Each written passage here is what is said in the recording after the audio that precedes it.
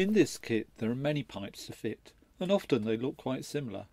It's worth taking a little time with each kit to sort out which pipe is which.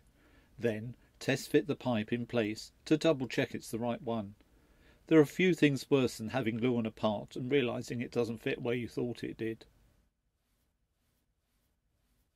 The pipes are roughly shaped to fit, but on occasions they may need to be bent or even stretched slightly to fit properly. And when gluing, remember to hold them firmly in place until the glue is set.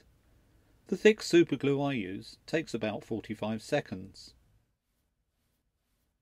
A screwdriver was supplied in Kit 1, but you may wish to buy a spare. The size needed for the build is PH0. For reference, one smaller than this is a PH00, and the one larger is PH1. Kit 12 is a bit tricky, as the two halves of the head need to be joined together around the neck joint and the jaw operation lever. First, the ball joint for the neck is completed. 4 screws are used to hold the top plate on.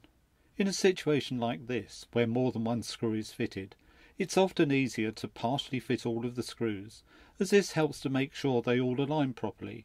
Then, once fitted, tighten them a little bit at a time, rotating around the assembly until all is tight. Fitting just one screw tightly can sometimes make it impossible to align the others. It's probably easiest to fit the bearings into the holes either side of the head, and fit the jaw lever into them. Next, fit the neck joint into a slot at the side.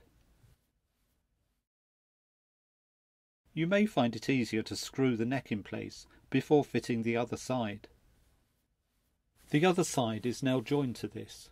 As before, the jaw lever fits into the bearing on the other side of the head, and the neck fits into a slot. It may take a little while to align the parts, but once done, secure in place with 7 screws, shown by the arrows. The spindle on the jaw lever sticks out either side of the head, as shown by the arrows, and has tabs on it. These tabs slot into the washers on the jaw itself. When attaching, move the jaw lever up and down until the tabs at the side fit into the slots in the washers. Carefully turn the head over to the other side. In a similar way, the tabs on the lever need to fit into the slots in the jaw washer. Again, take time to make sure that all is positioned correctly.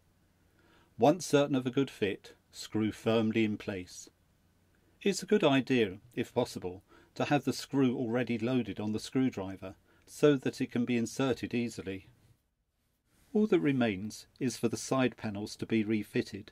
However, this time, assuming all is well with the jaw, they can be glued in place, as they don't need to be taken off again